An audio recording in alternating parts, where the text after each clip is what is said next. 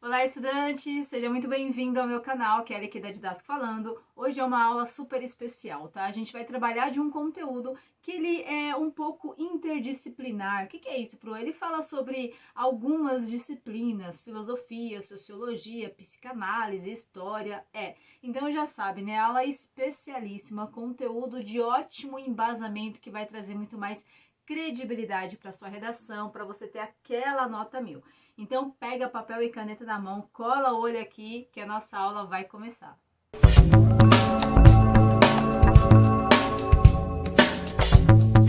Lembrando, dois recadinhos super importantes da gente começar a nossa aula. Primeiro, todo esse conteúdo que você está vendo aqui você encontra no nosso curso de redação, isso aí. Lá no curso de redação tem um link aqui na descrição ou no link da bio, clica lá e você vai ter acesso a vários conteúdos que vai alavancar sua nota, porque vai trazer embasamento de sociologia, filosofia, psicologia, história, literatura para você alcançar aquela nota 1000, tá bom? Então vai lá para o curso de redação, aproveita e conhece as aulas lá demonstrativas para você chegar e já ir aproveitando o conteúdo. Segundo recado super importante, todo esse conteúdo aqui está na playlist redação, isso aí. Lá na playlist redação tem todo o material para você aí organizado, cada vídeo com o título do conteúdo, o título da obra, o título do conceito filosófico sociológico lá super organizadinho para você chegar e de fácil acesso já sair com a sua aula, com a sua explicação na mão, tá bom?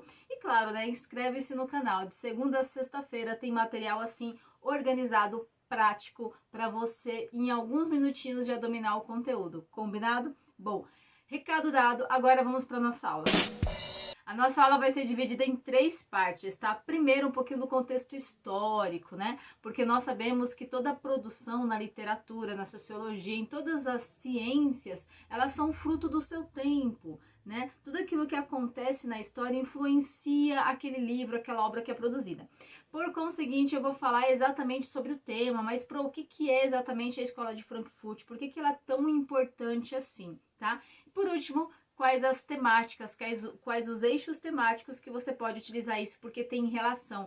Pro, será que isso tem relação com minoria social, com saúde, educação, segurança, sustentabilidade, enfim? Então, essa vai ser a última parte da nossa aula. Bom, super organizadinho, já sabem, né? Cola o olho, presta atenção, qualquer coisa, volta lá no conteúdo, toma nota, que eu quero ver você saindo dessa aula aqui, até explicando para aquele seu amigo lá. Combinado? Pessoal, primeira parte da aula então, contexto histórico. A Escola de Frankfurt, ela fica na Alemanha, ficava na Alemanha, né? Era uma universidade, tá? Uma universidade de Frankfurt. Bom, e dentro dessa universidade tinham, digamos ali, alguns teóricos, alguns professores, alguns estudiosos, que eles gostariam de, digamos, aprofundar seus estudos. E daí eles criaram a Escola de Frankfurt, que era como se fosse um instituto de pesquisa ali atual, tá bom? Ela foi criada ali, na realidade, o grupo ali desses, eu vou te falar já o nome, tá, dos sociólogos, dos filósofos, o grupo se reuniu mais ou menos em 1920, já começou com a ideia. De 1923 para 1924 aí que a escola ela foi posta realmente na prática, tá? Sabia não? Fica na Alemanha, né, como eu te falei, e na realidade, pessoal, isso daqui é como se fosse uma nova teoria marxista.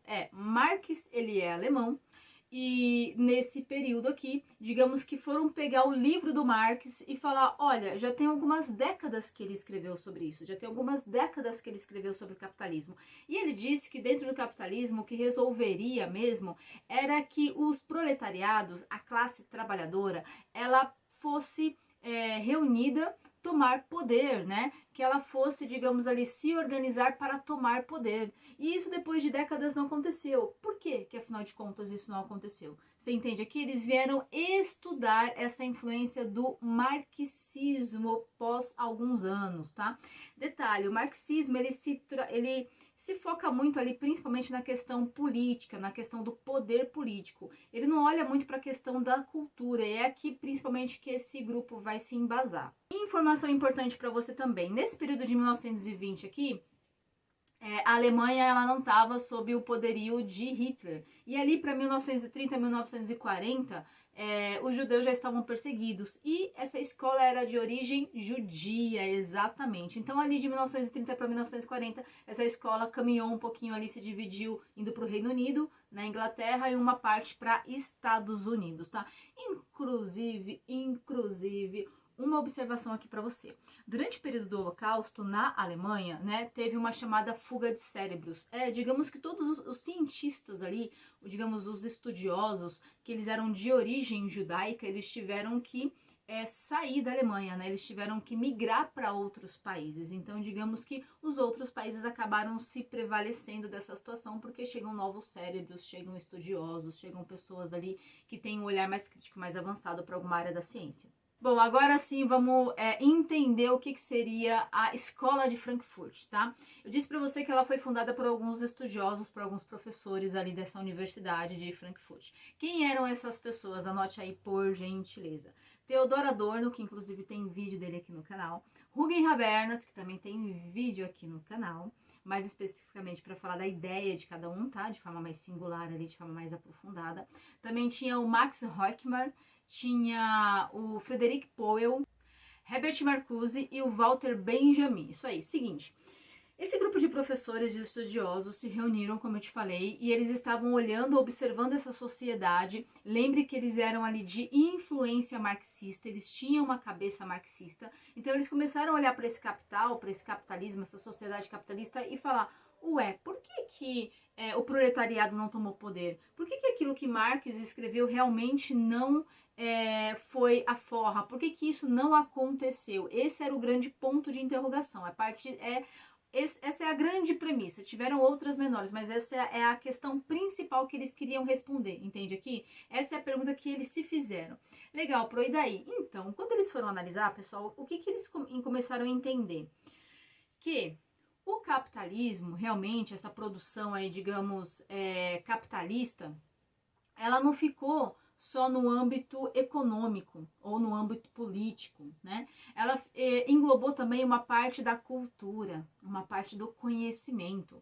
Porque agora, aquilo que estava na mídia, aquilo que era produzido como filme, como livro, como entretenimento, como novelas, aquilo influenciava o pensamento da população, e influenciando o pensamento da população, eu conseguiria, digamos, fazer com que esses ideais marxistas do proletariado aí, digamos, eles caíssem por terra, tá? Era como se eles falassem assim: ué, mas esse proletariado tá observando tudo isso, tá observando essa aquisição de capital, esse acúmulo de capital, e ao invés de eles continuarem na luta por tomar o poder, por se organizarem, eles também agora começaram a admirar o capital, eles começaram a admirar esse acúmulo, eles, digamos que saíram do lugar, eles saíram do seu lugar de proletariado e eles estão agora almejando, desejando essa vida também de acúmulo de capital.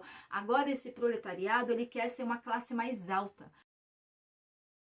Mas detalhe aqui super importante, tá? O que caracteriza você ter um poder aquisitivo mais alto? Você ter uma remuneração mais alta. E o que caracteriza você ter uma remuneração, um salário mais alto? Você ter uma atividade que, através de estudo acadêmico, estudo do dia a dia ou conhecimento de mundo, você consiga, digamos, fazer um trabalho diferenciado e ir galgando novos degraus. Entende aí? Bom, então eles falaram, ó, o proletariado continua na mesma condição, continua no mesmo papel social, a sua função no trabalho é a mesma, mas agora a sua cabeça é que é diferente. Eles almejam também o acúmulo de capital. E quando começaram a estudar, mas por que isso acontece, né? Por que agora ele mudou o olhar dele? Ele está almejando, desejando uma coisa que ele sabe, ou pelo menos que ele sabia que ia ser muito difícil ele chegar ao poder. Ele fala que é por conta, digamos, dessa indústria cultural que molda essa mentalidade dessa sociedade de consumo. Mais ou menos assim. Sabe quando tem uma novela ou um filme e que, digamos ali, algum personagem, ele tem alguma vestimenta, ele se maqueia de alguma forma, ele mostra um comportamento que é almejado pela população e que a população vai começar a acompanhar aquela moda? Como às vezes um estilo de se vestir, como às vezes um estilo de consumo. O que seriam os influencers digitais, né? Quando eles estão ali consumindo qualquer produto ou qualquer serviço, eles estão mostrando para o outro um objeto de desejo. E aí o outro não sabe que ele não tem condição de adquirir, ou não tem consciência que ele não tem condição de adquirir, mas ele vai almejar. E aí ele deixou de representar sua classe e ele agora almeja o capitalismo. É isso que ele está falando, que houve aí uma indústria cultural que, digamos que ela tira essa condição de criticidade do proletariado. Esse proletariado não consegue mais racionalizar, ele sai da sua classe, ele sai da sua condição, ele sai da sua consciência, ele não consegue mais perceber que, poxa, eu vou adquirir algo com dinheiro que eu não tenho, algo que praticamente não vou ter condição de uso, durante um tempo, e que é só para mostrar para o outro que eu tenho. Mais ou menos quando o indivíduo ele adquire um carro e ele não consegue nem utilizar o carro no dia a dia porque ele não consegue ter gasolina para custear o carro durante um mês. E o carro fica na garagem. É mais ou menos isso. Ele começa a acumular, digamos, a prestação do carro, não consegue pagar. É isso que ele está falando. O indivíduo está alienado, ele não pertence àquela classe. Ele não consegue mais enxergar isso. Fez sentido aí para você? E que é essa indústria cultural que vai fomentando, que vai cultivando, que vai, digamos, instigando, provocando o proletariado para que ele se comporte e deseje aquilo. Digamos que era a sociedade do consumo, né? É quando você assiste algo, ouve algo, quando você consome algo que te dá, digamos ali, uma sensação de que você pertence àquela classe, mas na realidade, conforme o poder aquisitivo e conforme às vezes até a sua condição de trabalho, o indivíduo ele não pertence àquela classe social, mas ele já está alienado, ele já não tem condição de ter consciência, ele já perdeu a sua criticidade, e quem fomenta tudo isso é a tal da indústria cultural. Aqui eles fazem uma crítica à razão. Eles falam, olha só, o conhecimento, o esclarecimento, ele é totalitário. Como assim totalitário? Porque digamos que quem domina essa sociedade utiliza-se do conhecimento para dominar os outros. Olha só, utiliza-se do conhecimento, utiliza-se do esclarecimento. Digamos que imagine aí um coelhinho que ele não sabe que ele é coelho e que tem lá, digamos, uma cenourinha na mão dele. Tem alguém segurando essa cenourinha. Cada vez que ele chega mais perto, a pessoa coloca a cenourinha para ele mais longe. Ele chega mais perto, a pessoa deixa ele bicar a cenourinha. Aí ele cria um desejo muito maior. Aí você tira a cenourinha e ele fica indo atrás. É mais ou menos isso que ele está dizendo pra gente, que esse indivíduo ele perdeu a condição de ter consciência, ele perdeu a sua criticidade, tudo bem aqui? E daí ele fala que esse esclarecimento é totalitário, porque quem domina essa sociedade usa o conhecimento de todo esse funcionamento para dominar, para ser, digamos ali, ter um poder total sobre essa população. Por isso, totalitarismo. Fez um pouquinho de sentido?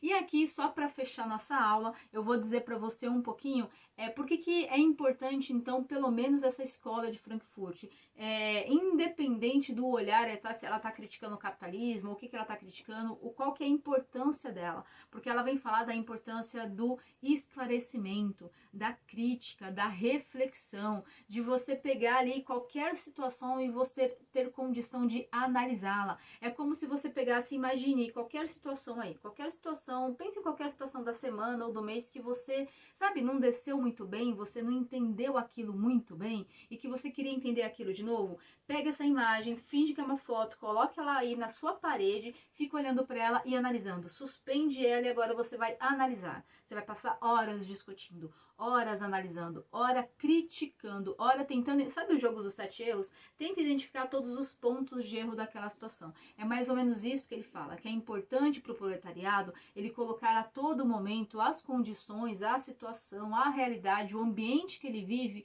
a todo momento à prova de crítica, para que ele não se aliene. Porque se ele não se alienar, não vai ter poder totalitário que o domine. Olha o importante aqui. Se ele não se alienar, não vai ter nenhum poder totalitário que vai dominá-lo. E se não dominá-lo, não tem controle sobre ele. E se não tem controle sobre ele, ele consegue, digamos, estar aí fora desse domínio. Ele consegue não ser esse coelhinho que vai toda vez atrás da cenoura. Fez um pouquinho de sentido aqui pra você? Dá até um arrepio, cê é louco. Então, pessoal, agora a terceira parte da nossa aula, só para finalizar aqui, onde que eu consigo colocar isso, pessoal? Professor, em qual eixo temático de redação isso tem relação, tem sentido? Pessoal, principalmente educação. Porque o que ele está falando? Que é o conhecimento, que é o esclarecimento, que é a informação, quando ela é criticada, quando ela é verificada, quando ela é analisada. É a educação, é o esclarecimento, é o conhecimento. Então, principalmente, o conhecimento é a informação, tá? A instrução, até diria para você. E em segundo ponto ali, a gente também pode falar de minoria social, porque ele tá falando de quem? Ele tá falando de uma classe que tem ali, que é a maioria da classe, digamos aí, de qualquer sociedade capitalista, é um proletariado. Ele sempre tem que ser a maioria, né? Porque se você tiver, digamos, uma classe menor que trabalha, uma classe maior que domina, você vai ter menos riqueza sendo produzida. Então você precisa de uma classe pequenininha que domina e uma classe maior que gera, uma classe grande de proletariado. Embora ela seja grande em volume, ela não tem consciência. Essa minoria, ela não tem, digamos, noção disso, ela não enxerga essa realidade. Se ela não enxerga essa realidade, ela não consegue perceber qual que é o seu papel dentro dessa realidade, tá? Então, minoria social. Outro ponto, claro, também, né, ele tá falando aqui bastante da indústria cultural.